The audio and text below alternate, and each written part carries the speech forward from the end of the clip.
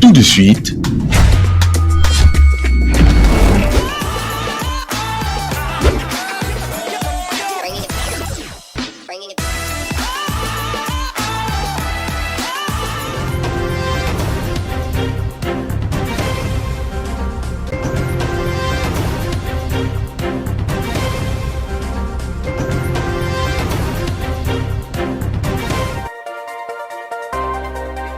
Dans ce journal, vous suivrez la plénière conduite par les présidents intérimaires de l'Assemblée nationale.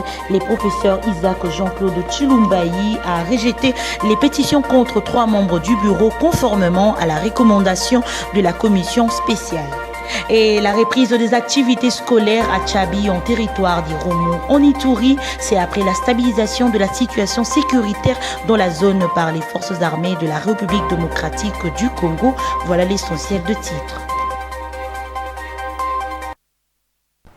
Grande joie de vous retrouver, madame, monsieur. Bienvenue à la grande édition du journal. Plusieurs dégâts matériels et aucune perte en vue humaine. Tel est le bilan d'un incendie qui se déclarait dans la matinée de ce lundi 29 septembre 2025 dans la commune de La Gombe, précisément à quelques mètres de l'hôpital général de référence de Kinshasa. Ex-Mamaembo Djibril Bakamba était là pour le constat.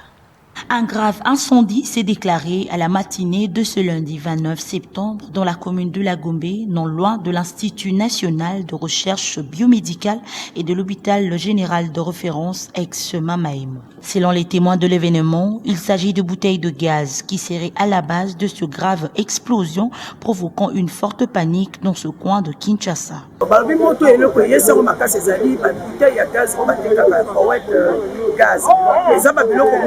Tango toyebisaka bato na kati ya protection environnement eza na biloko nyonso tute okoki kotia yango bisika nyonso biloko nyonso te okotia bisika nyonso il faut koyebaka neti ya biloko lokwa gaz eza eloko oyo soki boyebi komaintenir yango te eza na dégât makasi ndenge bokoki komona chance ezali parce que moto moko akufi te mais dégât ya matériel quand même ezali toyebi nano vraiment te po biso biro na biso eza na kati kuna mosika na esika moto ebandaki. Heureusement pour cette situation, des sapeurs-pompiers ont été dépêchés en urgence pour maintenir les flammes de justesse. Signalons que le vice-ministre de l'Intérieur s'est rendu sur les lieux, aussitôt informé pour s'imprégner de cette situation qui a fait plusieurs dégâts matériels et aucune perte en vies humaines. Dans le cadre de sa mission sécuritaire dans la province, le vice-premier ministre en charge de l'Intérieur, Sécurité, Décentralisation et Affaires coutumières, Chakma Chabani, a présidé à Inongo, chef-lieu de Maïndombe, une réunion du Conseil provincial de sécurité. Suivez le gouverneur de Maïndombe dans cet extrait. Avec son Excellence, Monsieur le Vice-Premier ministre, ministre de l'Intérieur, Sécurité, Décentralisation et Affaires coutumières, nous avons eu à passer en revue tout ce qui cadre avec la sécurité dans la province du Maïndombe, notamment la situation de Mobondo dans les territoires de Kwamout et les conflits communautaires à Bolobo et Yumbi. Et nous avons aussi parlé des conflits, des limites entre le territoire d'Inongo et Kiri. Et voilà un peu. Nous avons également parlé de tout ce qui cadre avec l'instrumentalisation de la jeunesse, l'appel de la jeunesse à désobéir aux ordres qui sont donnés au niveau de la province. Mais ce qui est plus important, c'est que le chef nous a donné des orientations, surtout en ce qui concerne le forum de paix qui va devoir se tenir ici à Inongo, dans la province du Maïndombe, dans les tout prochains mois. Et ça dépendra de son agenda, parce que là, lors de ce forum, le chef voudrait bien que les filles et fils du Maïndombe puissent se réconcilier entre eux et surtout les notables de la province, les leaders de la province, les leaders politiques de la province se doivent de se parler, se doivent de se réconcilier ici dans la province du Maïndombe, de manière à ce que nous puissions voir les choses dans la même direction.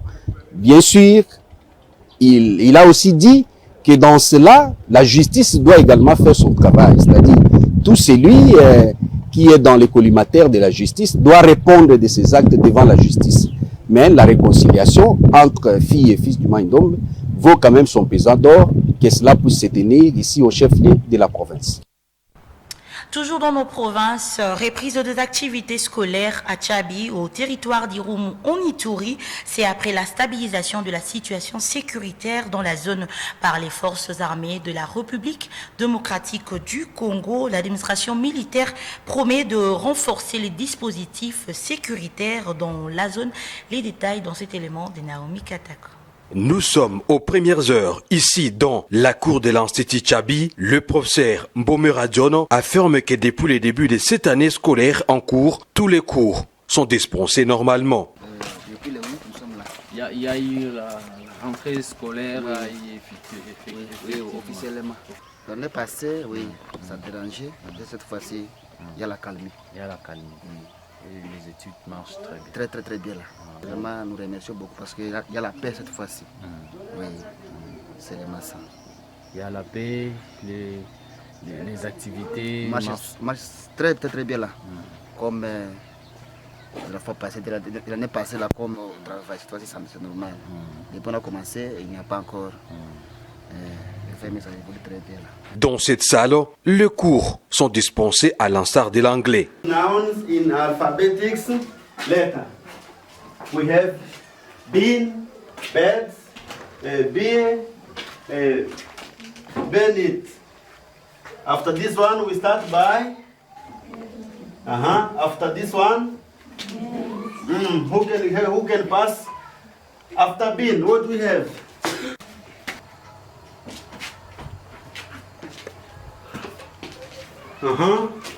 It's correct or no? À l'école primaire Tchabi également, les écoliers ne dérogent pas à la règle.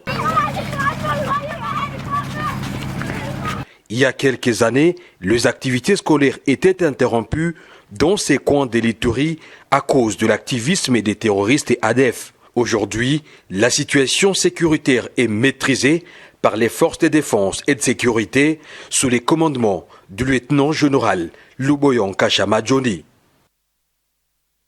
Toujours en Ituri, un seul objectif et un seul moral, rien que la défense de la patrie et la protection de la population et leurs biens. Voilà le gros du message lancé à la chefferie de Baheme, Tchabi et Bouga par le lieutenant-général Luboya Kachama Johnny lors d'une parade mixte FARDC et PNC tenue sur place, toujours Naomi Katako.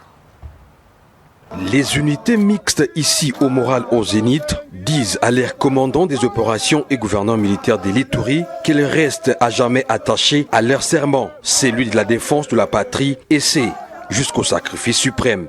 Au lieutenant-général Luboyon Kachama Johnny maintenant de rassurer sa confiance envers ses compagnons d'armes. Nazalaki awa il y a plus de 2 ans. Boye boyete.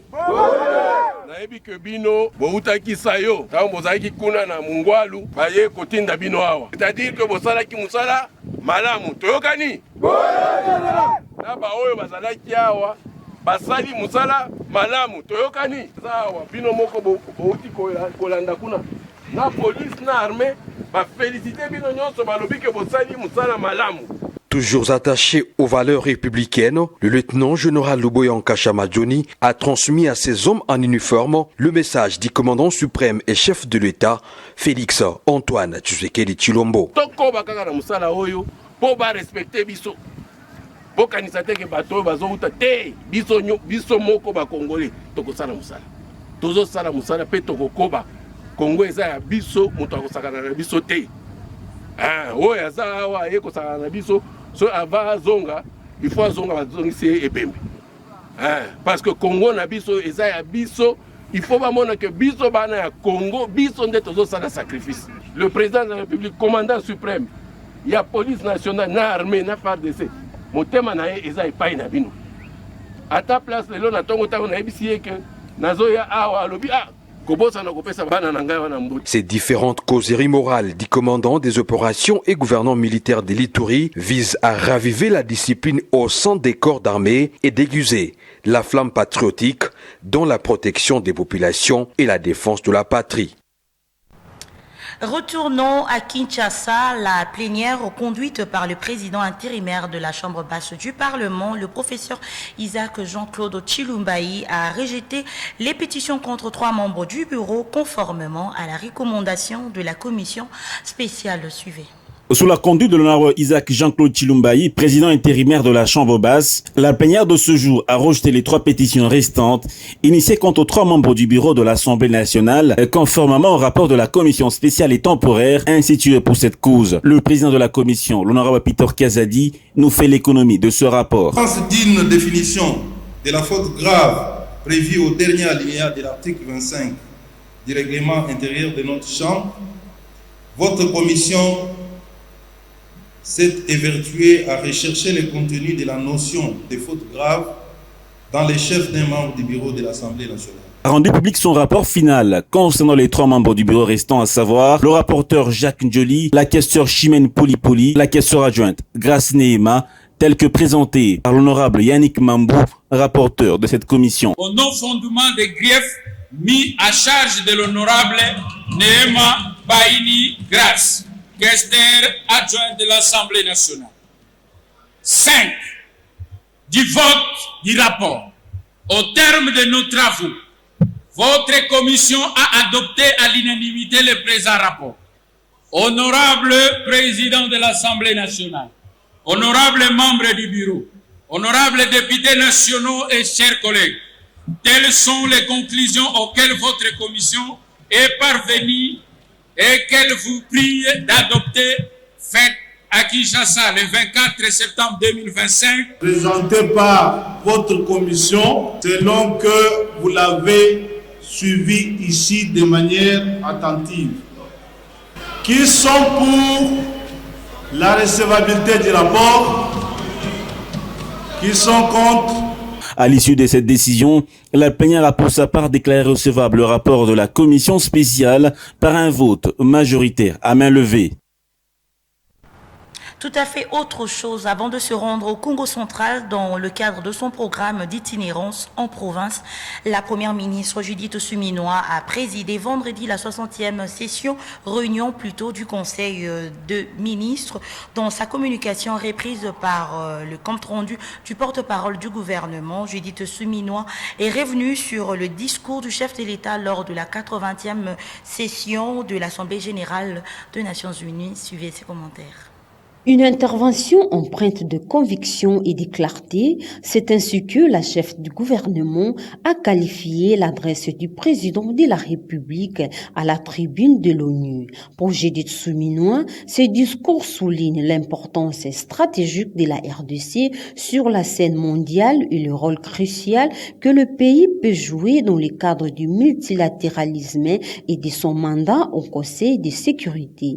La première ministre a également relevé qu'aux Nations Unies, le chef de l'État a dénoncé la guerre de préparation qui frappe la RDC, appelant la communauté internationale à lui apporter un soutien ferme et à reconnaître les génocides silencieux dont le peuple congolais est victime depuis trop longtemps. La reconnaissance du génocide congolais était également au cœur du plaidoyer mené par la première ministre au Global Power Forum à New York, aux États-Unis. Dans son allocution, la chef du gouvernement a invité ses partenaires à soutenir activement la cause de la RDC et a insisté sur la nécessité de reconnaître le génocide congolais comme un crime économique mondial en plaidant pour la prise en compte de cette tragédie dans le cadre des gains économiques. S'agissant de l'appréciation de la monnaie nationale, elle a affirmé que cet ajustement devrait produire un effet positif en termes de maintien du pouvoir d'achat de population. Toutefois, cette tendance pourrait réduire les recettes fiscales et creuser le déficit budgétaire. Elle a fait savoir qu'elle était alimentée par des régularisations administratives assimilables à de nouveaux recrutements. C'est pourquoi le comité a décidé de faire du contrôle rigoureux des effectifs un axe central des disciplines budgétaires. À travers la fusion et la poursuite sans interruption des opérations de contrôle menées par le ministère de la fonction publique et le ministère du budget. 10 inspecteurs de l'inspection générale de la police nationale congolaise formés sur l'inspection, le contrôle interne et d'audit externe à l'école supérieure d'administration militaire. À l'issue de cette formation, une cérémonie de remise de diplôme a été organisée le week-end dernier au collège des hautes études et de défense. Junior Twendele pour ce reportage. Durant 3 semaines, aux côtés de leurs collègues de l'inspectorat de FARDC, les inspecteurs de l'inspection générale de la police nationale congolaise ont été formés sur le travail qu'ils doivent accomplir dans leur mission de l'inspection générale de la police.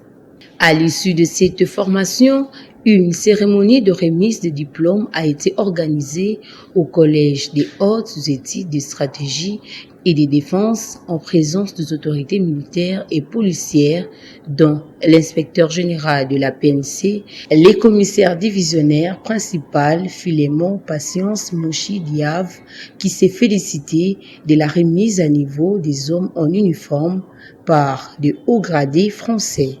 Pour des inspecteurs formés, cette formation tombe au bon moment car l'inspection générale de la police a du travail à accomplir sur le terrain selon la vision du commandant suprême de FARDC et de la police nationale congolaise. Je suis très contente d'avoir participé à cette formation et cette formation a été très enrichissante pour moi et m'a permis d'acquérir les outils pratiques que nous engageons à mettre à la disposition de notre structure qui est l'inspection générale de la police nationale congolaise.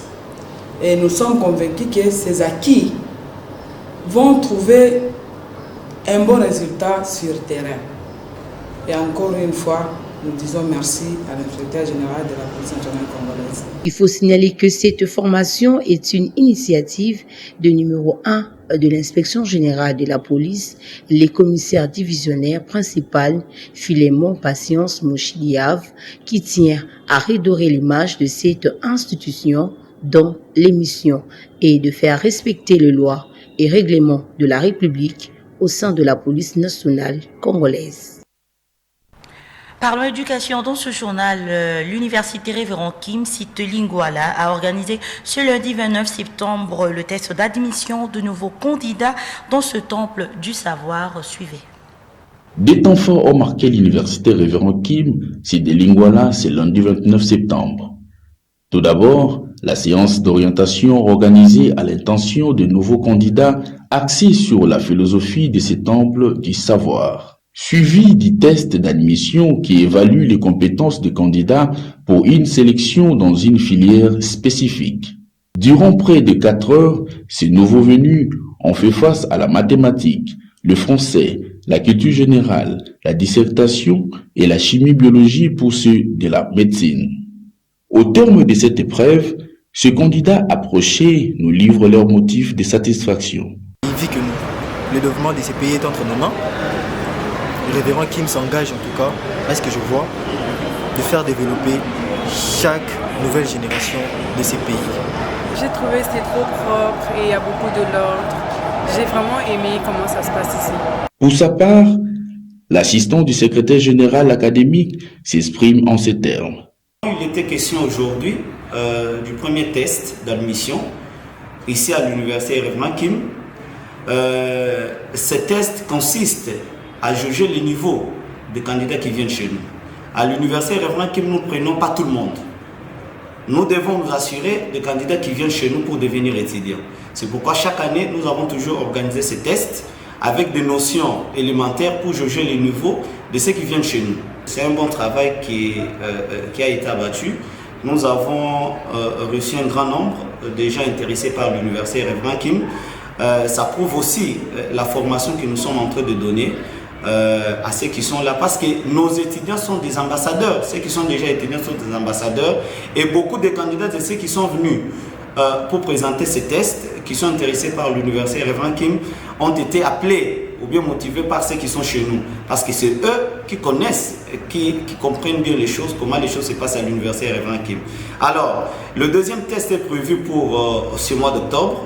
J'invite tous ceux qui n'ont pas encore passé les tests, qui n'ont pas encore pris leur inscription, de venir vite à l'université Révérend Kim s'enregistrer pour passer le deuxième test qui est prévu pour le mois d'octobre. Plein succès aux participants au test d'admission à l'université Révérend Kim.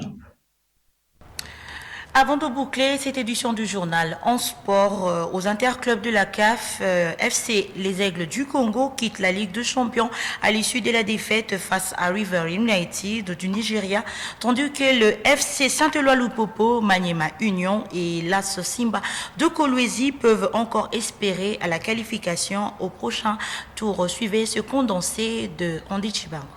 Le week-end dernier, les clubs congolais engagés aux interclubs de la CAF se sont affrontés pour les ailes à rencontre et retour, tandis que d'autres c'était les matchs allés. En Ligue des Champions, les Aigles du Congo ont concédé une défaite d'1-0 face au club nigérien de River United, synonyme d'élimination de l'équipe de Vidier Chimang. De son côté, les FC Saint-Éloi Lupopo s'est imposé sur le score étriqué d'1-0 contre la solide équipe sud-soudanaise d'Almerek. Le but de Lumpa était l'œuvre de Jonathan Mokonzi pour sauver les Congolais et croire encore à la qualification aux prochaines étapes. Par ailleurs, les Simba de Kolwezi pour le compte de la Coupe de la Confédération a battu l'Es Djabal des îles Comores sur le score d'1-0. L'Es Maniema Union a pris une belle option en dominant au stade des Martyrs de la Pentecôte les Pamplemousses des îles Maurice sur une note de 2-1.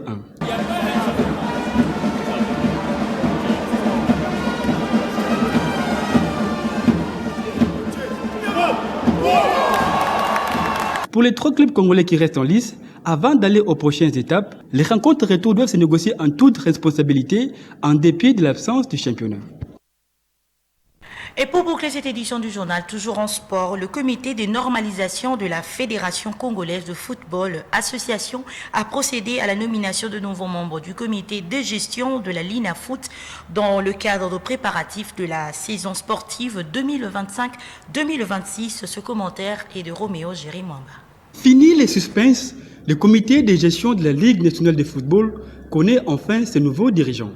Le comité de normalisation de la Fédération congolaise de football association, dans sa mission de remettre de l'ordre dans des entités subdélégataires, a en effet procédé le week-end dernier à la nomination de nouveaux membres de cette instance habilités d'organiser les championnats au niveau national, question de vite entamer la saison sportive 2025-2026. Bosco Mououkabea, président sortant, a été maintenu à ce poste, mais sera secondé par de nouveaux membres. Entre autres, Rémi Abdallah et Eugène Kabongongoy comme vice-président et Roger Baloubakissa comme secrétaire national pour ne citer que cela.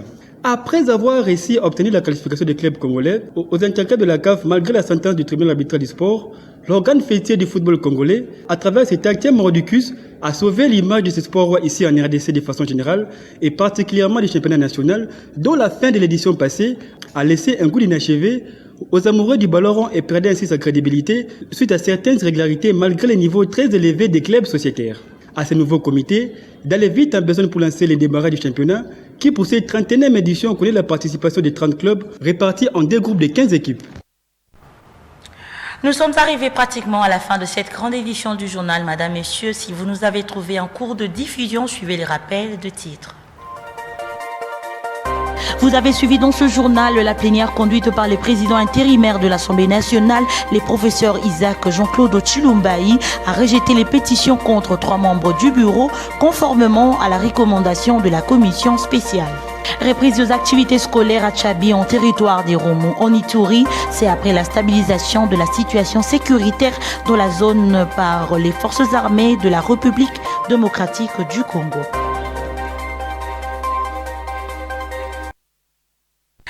C'est par ici que nous mettons un terme à cette grande édition du journal. Madame, Messieurs, merci de nous avoir suivis. Nous disons un grand merci à l'équipe technique et rédactionnelle. Retrouvons-nous prochainement pour d'autres actualités. Au revoir.